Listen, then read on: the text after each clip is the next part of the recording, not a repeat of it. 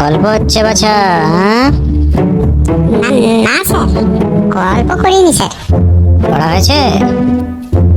না, হ্যাঁ হ্যাঁ হ্যাঁ স্যার, হ্যাঁ হয়েছে। বল, কলকাতার অবস্থান বল। মানে স্যার, অবস্থান মানে? কলকাতা কোথায় অবস্থিত বল, ভৌগোলিক সীমা বল। বললে আপনি হাসবেন স্যার। আরে হতো ছাড়া, উত্তর দিবি আবার হাসির কি আছে? ভুল হলে খুব মাপবো। আমাদের বেডের নিচে স্যার কলকাতা অবস্থিত। ছুটিয়ে লাল করে দেবো জানিস। আর স্যার স্যার শুনবেন তো? আমি কি করে জানবো? মা তো সবসময় বলে। মানে আবার তর্ক করছিস?